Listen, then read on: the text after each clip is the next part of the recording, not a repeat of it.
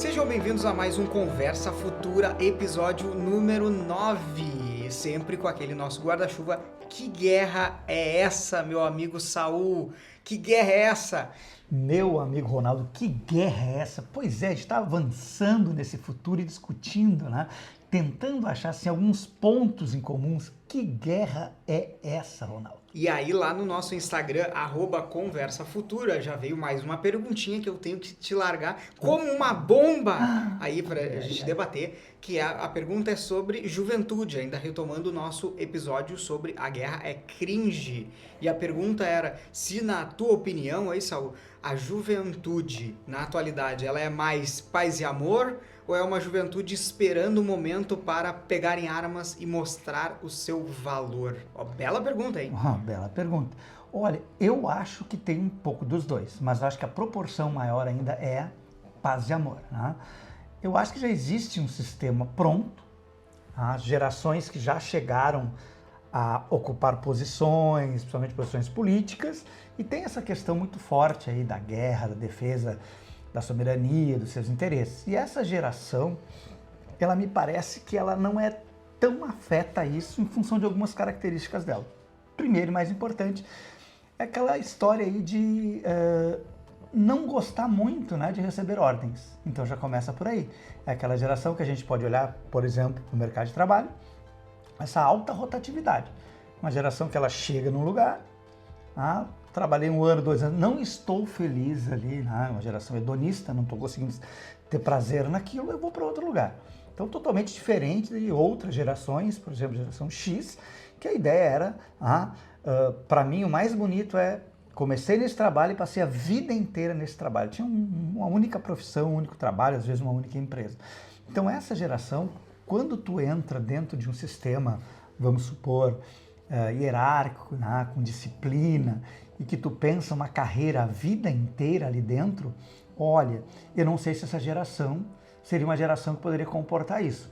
Basta ver alguns números que a gente tem visto aí de desistência, né?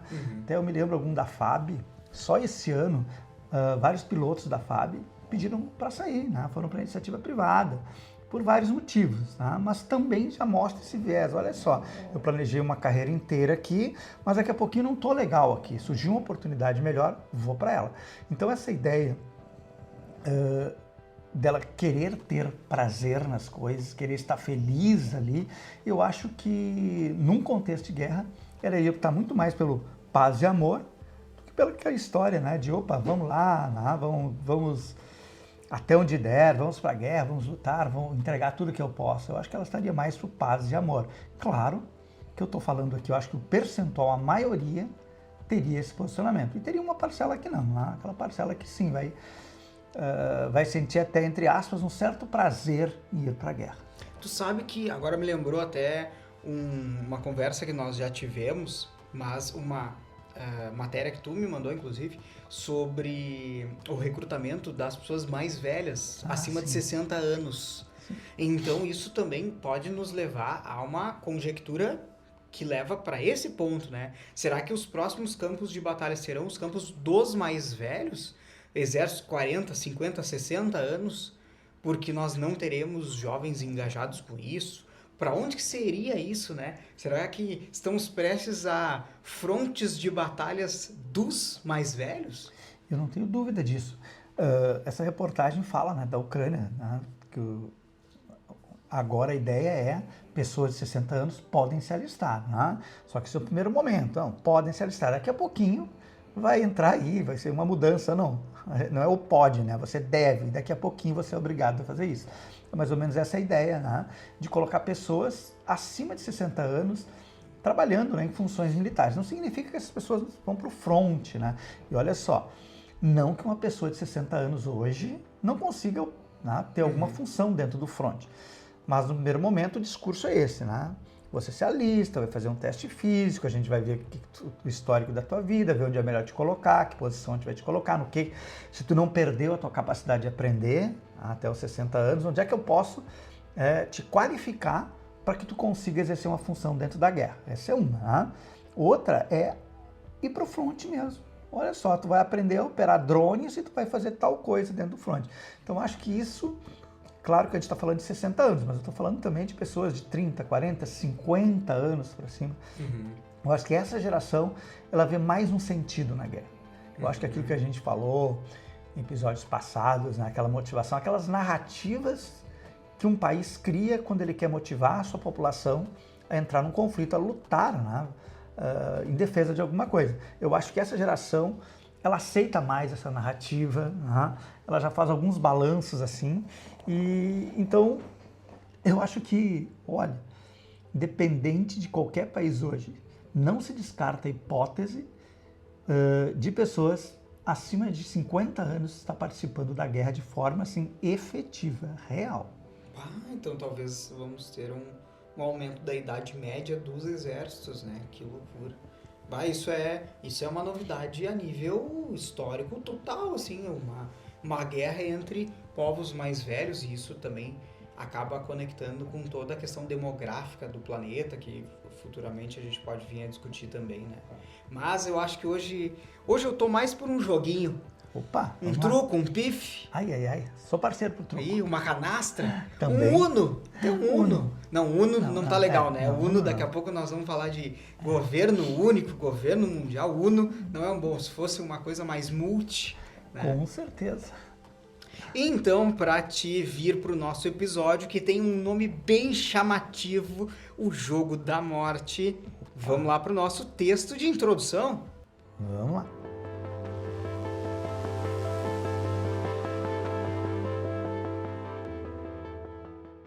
Delírio cronológico. Em 1947, um grupo de cientistas atômicos criou o relógio do juízo final, um alerta sobre os riscos de uma guerra nuclear final, flutuando mais perto ou mais distante da temida meia-noite. O relógio parece não fazer muito efeito, tendo em vista que seguimos muito próximos da temível ameaça atômica. Onde está a luz no fim do túnel? Precisamos de um novo iluminismo? O grande psicólogo cognitivo Steven Pinker aponta que já estamos nele. Chega de previsões catastróficas, de alarmismos. Os tempos são atribulados e caóticos, mas há luz. Palavras como humanidade, razão, filosofia e ciência têm sido buscadas e cada vez mais. Estamos então em um ringue ou octógono, em uma pista de corrida ou uma maratona, jogando cartas ou jogando dados. Preciso pensar mais sobre isso. Precisamos pensar e discutir e ler e escrever e então iluminar. A força, a técnica, a perseverança, a estratégia e a sorte talvez todas elas residam nas opacas, amareladas páginas de papel soft pólen da biblioteca.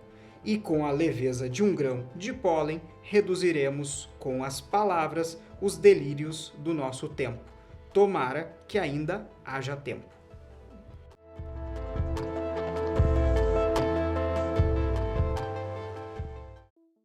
Vamos finalmente para o nosso jogo, meu amigo Saul. Vamos e lá. aí, para a nossa audiência, um jogo bem interessante aqui, um jogo família, tá? Um jogo para domingo de noite, tá jogando com a família aí para se divertir, chamado Jogo da Morte.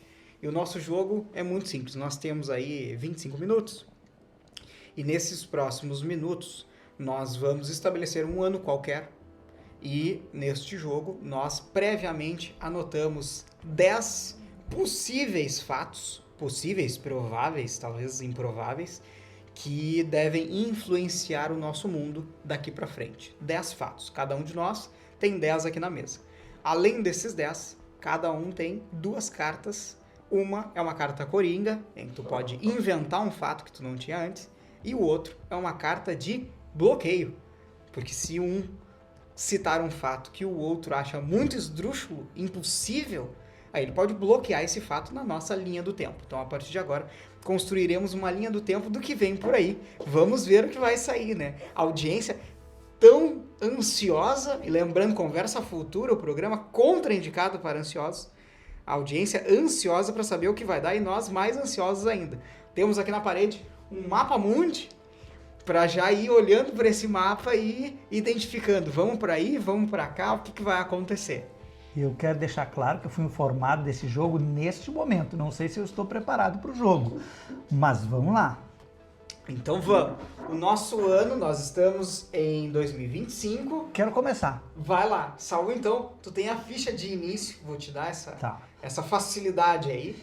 Tá? O teu ano e o teu fato. Tá, meu ano e o fato. Pois é, 2026 eu já tenho muita coisa programada. Então vou colocar para novembro de 2027. Olha aí. Tá? Então, uma crise financeira global provocada por sanções mútuas entre Estados Unidos e China paralisa cadeias de suprimentos críticas, especialmente em microchips e alimentos. E aí? Pegou microchips e alimentos. Sim. E agora, vamos lá. Cadeia de suprimentos, o Saul já começou jogando Estados Unidos e China no meio da mesa, né? Vamos ver aqui o que eu tenho.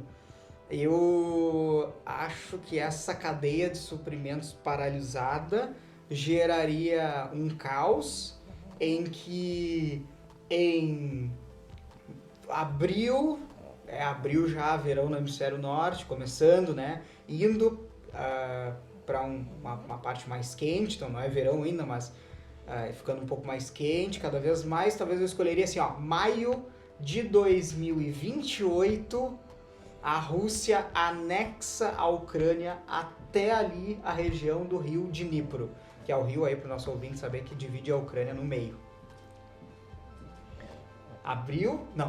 Maio de 2028. Maio de 2028, certo. Guerra da Rússia e Ucrânia, segue aí, até que eles anexam a metade da Ucrânia.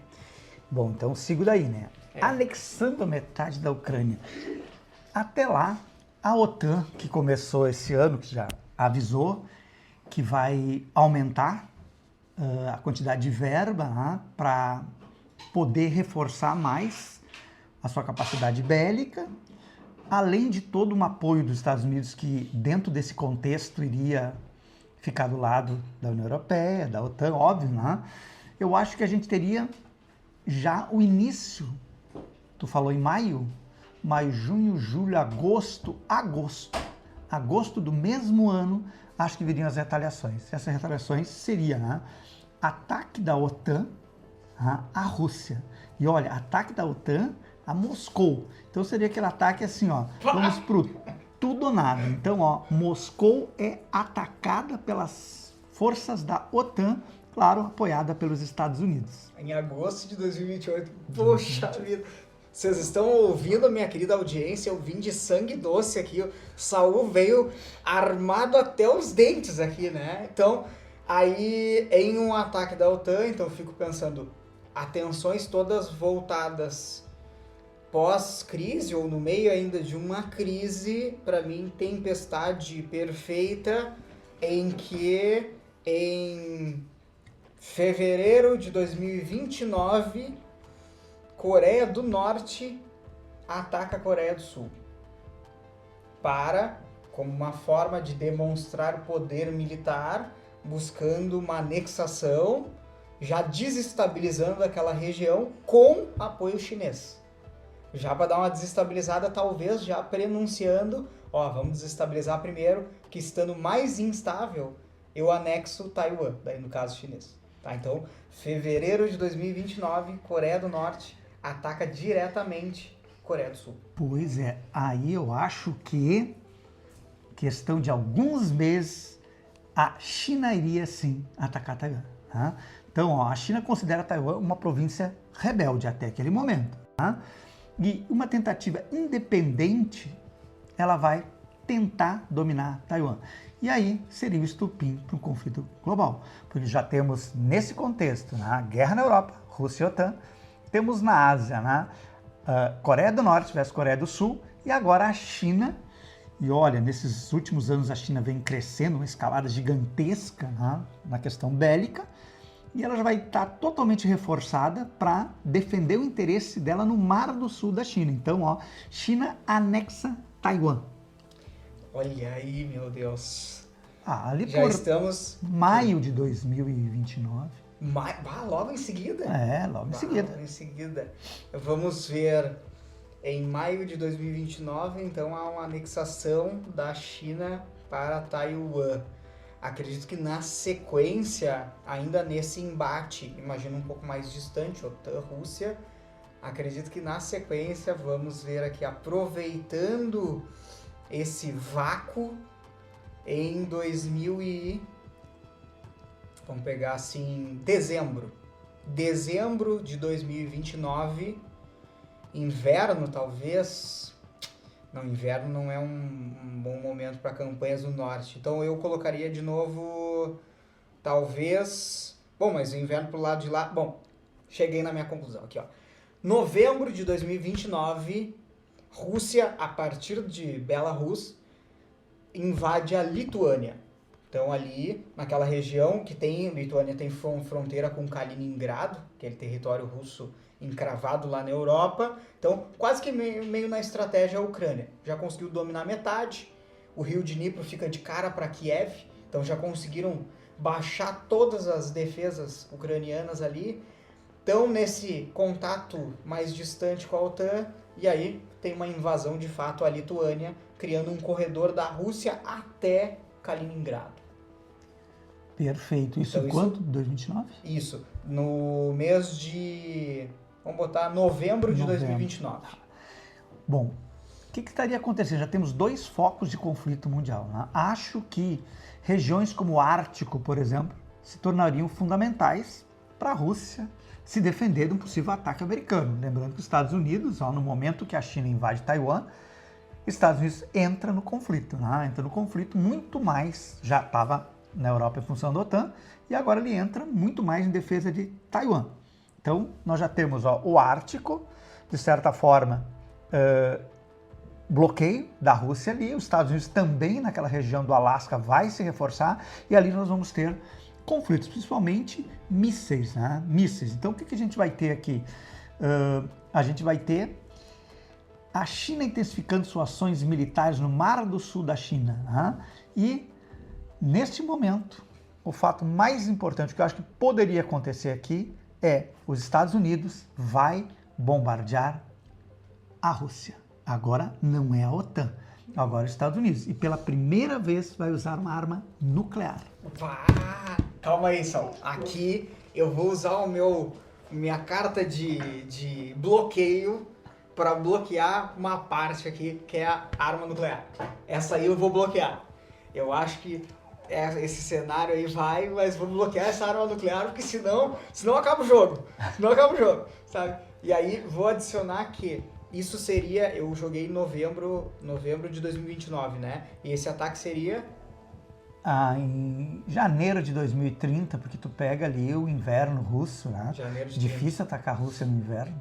Tá, janeiro de 30, e aí eu vou adicionar que em junho de 30 também, junho de 1930, os Estados Unidos passam a utilizar o Japão como a sua base militar na Ásia, no Oriente, em que desloca para lá boa parte da força americana, e a gente vê então em julho de 30, 300, 400, 1000 soldados americanos usando o território japonês como território para vamos dizer assim, o ataque, defesa, tudo, para as forças americanas na Ásia. Perfeito, então o Japão entra nesse contexto, certo? Bom, aí eu já coloco alguma coisa que vai impactar o planeta como um todo. Tá? Com certeza, até esse momento já foram usadas muitas armas tecnológicas, uma guerra cibernética, inteligência artificial. Então eu coloco assim, inteligência artificial autônoma começa a ser usada em sistemas de defesa e ataque, aumentando o risco de decisões fora do controle humano, autônomos. Elas estão tomando as decisões. Grupos terroristas e milícias se aproveitam do caos para formar microestados. Já discutimos isso. Né?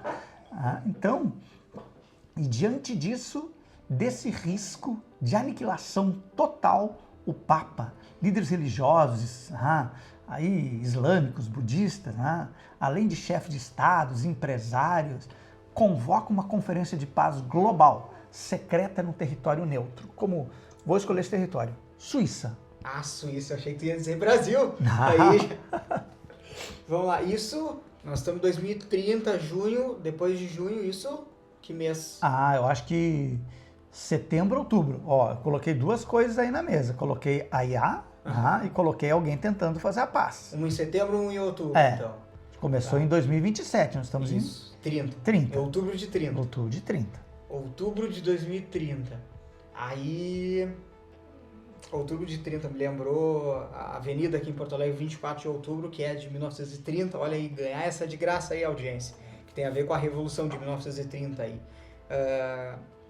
Vamos ver. Eu acredito que daí talvez tenha uma apaziguada, porque de outubro para frente a gente tem inverno no hemisfério norte, e segue nessa preparação intensa em agosto, não, talvez um pouco mais de tempo mesmo. Acho que agosto de 2031 nós temos em um movimento inesperado a China invadindo o oeste russo, tomando conta do lado russo, do lado oeste lá que faz fronteira com ela.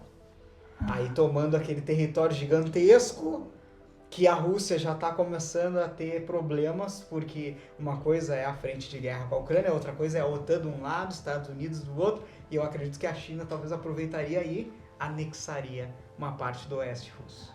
Não, vou usar meu bloqueio aí. Tu tá colocando a Rússia e a China como adversários. Olha aí. Então eu vou bloquear, porque isso aí no momento que tu colocar a China, aí virou, né? Opa, todos contra todos, aí vale tudo. Olha aí. Não, vou bloquear. Beleza. Bloqueio. Segue daí. Então. Não, eu acho que que mais poderia acontecer? Bom, já temos Europa, já temos Ásia em guerra, Oriente Médio. Eu acho que neste momento, esse conflito iria unir, de um lado, a Rússia, China, Coreia do Norte, entraria o Irã. E o Irã iria atacar Israel. E Israel iria contra-atacar o Irã. E aí a gente continuaria vendo um combate como foi mais ou menos agora. Eu jogo míssil aqui, tu joga míssil ali, aeronáutica, estou dominando o teu território aéreo. É claro que seria algo diferente, porque o Irã sabe onde estão suas fraquezas agora, Israel também sabe onde estão as suas, eu acho que os dois devem se reforçar. E ali o Oriente Médio, a gente sabe, é um barril de pólvora, Ia acabar entrando nesse contexto a Síria, por exemplo, Iria acabar entrando o Líbano, e eu acho que ali as guerras seriam muito mais, seria Israel aí com várias frentes de combate, Então Israel, óbvio, apoiado pelos Estados Unidos, entra no conflito, uma terceira região entra no conflito, Oriente Médio. Que mês mais ou menos ali de 31? 31, início de 31. Tipo, fevereiro, março? Eu até pensando melhor, eu devia ter dito isso antes, Porque eu acho que quando os Estados Unidos entram em uma guerra, Israel ia entrar automaticamente, Mas já estou deixando aí para 31. Vamos colocar início de 31 de janeiro, fevereiro, Por aí, fevereiro início. de 31, tá. E eu acho que nesse estourar de mais uma frente, de uma terceira frente, acredito que ali, aproveitando que aqui daí já não é inverno, na região equatorial, então assim, por mais que se troquem as estações, o tempo está sempre propício, eu acredito que ali por, talvez, na sequência já, maio de 31, a Venezuela invade a região de Essequibo.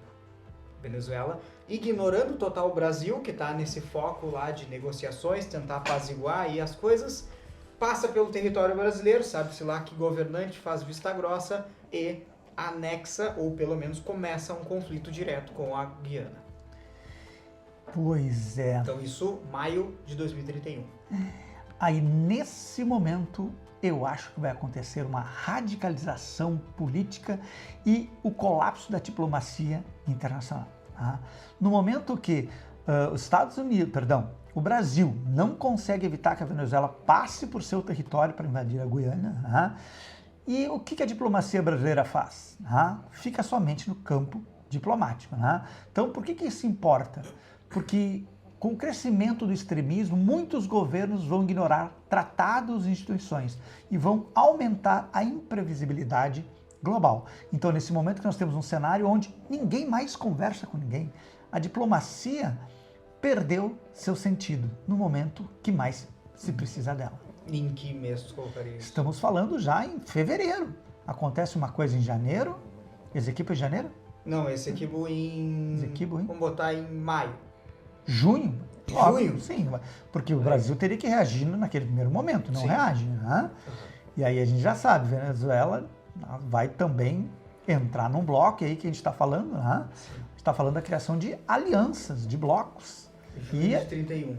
E a diplomacia, né, colapsada. Tá. Eu acredito que como uma forma de preservar retaguarda, os Estados Unidos, em dezembro de 31, invade a ilha de Cuba.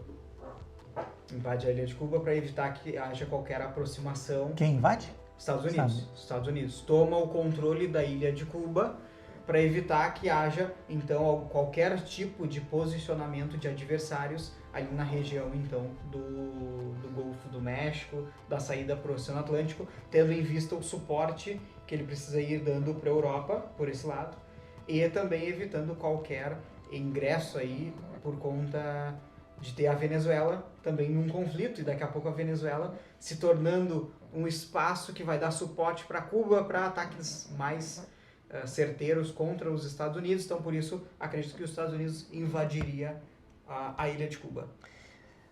Pois é. Aí isso, vamos ver, dezembro de 2031. Então, outra região já entra no conflito, já é mundial. Então, acho que o que a gente está vendo aqui, conflitos locais que atraem grandes potências, porque sempre tu vai ter de um lado uma aliança se formando de um lado e outra aliança se formando de outro. Então, o que importa aí?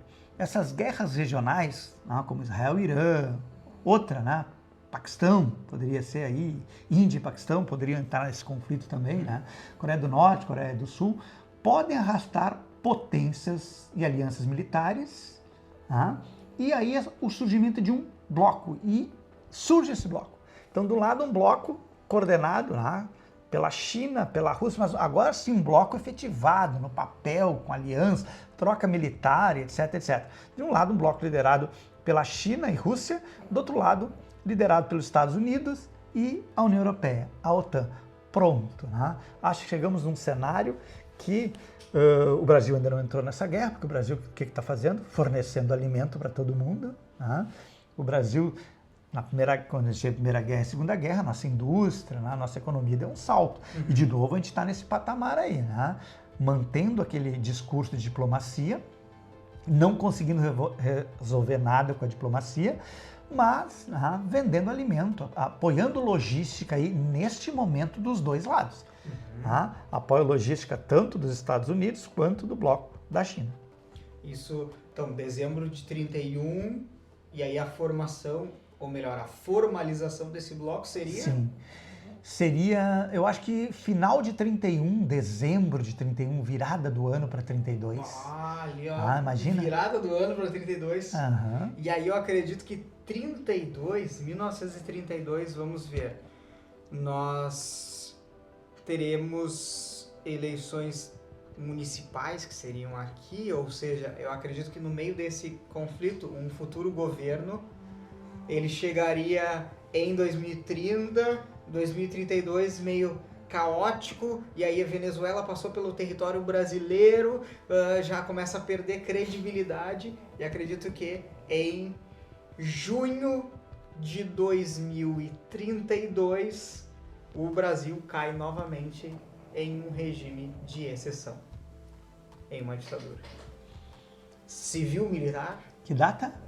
Junho de 2032. Em que se usa isso, corromperam nossa soberania, o Estado como está agora não fez nada, e aí o Brasil mergulha mais uma vez numa era autocrática. Pois é. E aí, E aí, nesse contexto, o Brasil, realmente, eu concordo que o Brasil poderia ter essa ideia, Pensando nessa questão polarizada, a gente teria aquela mesma ideia, Vamos entrar na guerra, não vamos entrar na guerra, A história que a gente já discutiu se a cobra vai fumar ou a cobra não vai fumar. Bom, então, de novo, a cobra vai fumar, E aí o Brasil quer entrar na guerra, Porém, como o governo entrou, uma ditadura entrou no poder sem passar por uma eleição direta, o Brasil teria um conflito interno gigantesco. Qual seria a dúvida, Eu vou entrar na guerra. Mas de que lado eu vou entrar nessa guerra? Que guerra é essa, Ronaldo? É checkmate, olha aí, ó. Checkmate. Não. Quem tá ouvindo agora, tô ganhando, né? Ó, quero ver tu sair dessa. Quero ver tu sair dessa. E agora? Agora eu vou ter que usar meu coringa aqui, né? Porque os meus fatos estão acabando aqui, eu tenho só de um outro lado. E então, vamos ver, tem que inventar um agora. Eu acredito que nesta questão de conflito, pra lá e pra cá, acredito que o Brasil ingressa do lado americano em outubro de 2032 e a sua primeira campanha é contra a Venezuela. Por conta desse avanço de soberania, em outubro de 2032 o Brasil reage em relação ao território venezuelano para expulsá-los como uma prova de lealdade ao bloco americano. Então o Brasil invade a Venezuela. Bom, de novo, ó, agora só que não entrou para valer é a África, né? Então nós vamos colocar a África nesse contexto aí. Então, simultaneamente, ao mesmo tempo que o Brasil está invadindo a Venezuela, dentro da África, os conflitos internos da África também passam a apoiar potências, né? Então, por exemplo, o grupo Wagner da Rússia, né, vai intensificar ataques àqueles grupos ou a países que têm uma política de aliança maior com os Estados Unidos. Então a África é a última fronteira da guerra. Pronto, todos os continentes em guerra, né? Como assim todos? É a Antártica, tá? A Antártica por enquanto deixamos de fora. E a Oceania, né? Nesse momento a Austrália já está apoiando com certeza o bloco dos Estados Unidos, principalmente com aquele papel que o Brasil tem de logística, né? Austrália, Nova Zelândia, questão da carne, alimentos. Então acho que ela já entrou nesse conflito, apenas não foi bombardeada ainda. Pronto, o mundo inteiro em guerra. Nós estávamos em outubro de 32. É por aí, ao mesmo tempo, né? Ao mesmo tempo. A Venezuela faz isso e a África estoura lá, sabe que na África uma tensão para virar conflito é questão de segundos, né? E aí eu vou avançar. Na região do Sahel, principalmente. Aquela região começa por ali no Sahel e depois vai indo para a África inteira. E a maioria dos países da África passam a ter essa polaridade. Eu acho que eu colocaria assim, em março de 33, o armamento nuclear russo se mostra impossível de ser utilizado por conta de algum tipo de ataque cibernético sofisticado e a Rússia se rende. Em março de 2033. Março de 33 a Rússia se rende. Bom, por enquanto tu não trouxe aí nada não usamos nada nuclear por enquanto. Por enquanto a guerra é cibernética, então guerra espacial, sim ou não? Inteligência artificial, tropas, então a Europa, entre aspas, se pacifica, Então a Rússia dominada, a OTAN vai apoiar os Estados Unidos em outras frentes, Que frente seria essa? Eu acho que essa frente seria a Ásia, Então os olhares se voltariam para a Ásia, com um risco gigantesco. E as ogivas nucleares da Rússia? Em mão de quem estarão nesse momento? Fica a pergunta. Então o mundo se pergunta, manchete dos jornais agora no papel, porque quase em vários lugares do mundo não tem mais internet. Porque essa guerra espacial já acabou aí com Starlink, já acabou com o sistema de GPS dos países. Então chega a notícia, Bom, Rússia se rende. E aí? Na mão de quem está o arsenal russo? Acredito que chegaria... Então, a Rússia se rende, isso março de 33. Acredito que lá em junho... Não, vamos botar mais pra frente. Em setembro de 33, Estados Unidos e China assinam um cessar-fogo. Estados Unidos e China. Pensando que ambos têm a ganhar. Desmantelaram um adversário, no caso dos Estados Unidos para o lado russo, desmantelaram um adversário aí e Lembrando que a Rússia e a China têm uma relação próxima, mas também com vários distanciamentos, assim, não são grandes amigos há muito tempo, né? E a China vê com bons olhos isso também. Poxa, esse aqui que era meio perigoso, meio instável, a gente consegue anular. Já conseguiu a ilha de Taiwan, já conseguiu que a Coreia do Norte avançasse para a área da Coreia do Sul, então sai ganhando e os Estados Unidos exigem neste acordo, setembro de 2033, o controle das ogivas nucleares russas. Setembro de? 33. 33, beleza. Né? Então, o que eu vejo aí?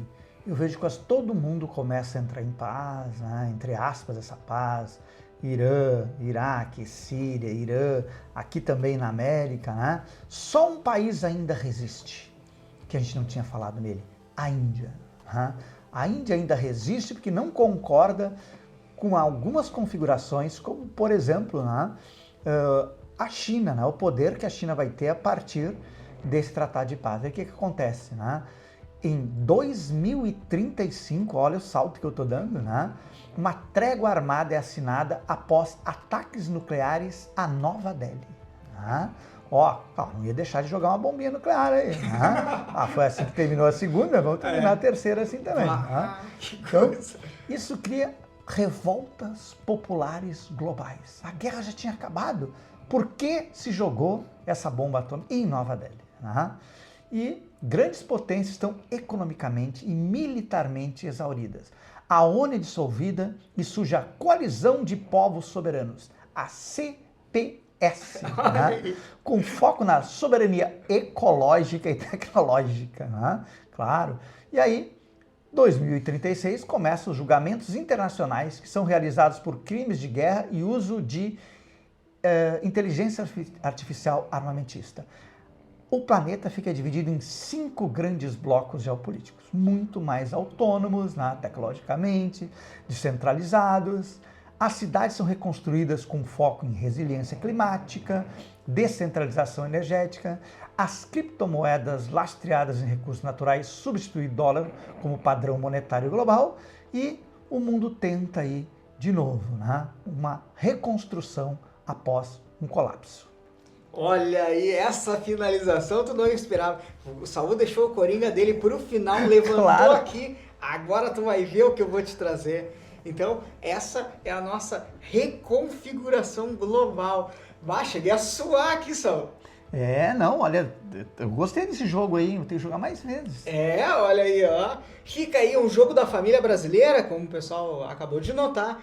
Meus queridos ouvintes, até aqui. Agora a gente vai ter que dar uma pausa aqui para dar uma esticada aqui, né? Dar uma limpada em casa também, tirar o pó. O que tu acha? Com certeza. Né? Então, já vou inclusive criar aqui um nome para o nosso episódio número 10. Opa! Entre o pó e o pós. O que será de nós daqui para frente? Nosso episódio número 10, que eu tenho a lástima de informar. Nosso último episódio com a dupla Ronaldo e Saul aqui, da nossa primeira temporada. Sim, mas isso é assunto para o nosso 10º episódio. Um abraço. Forte abraço. Tchau.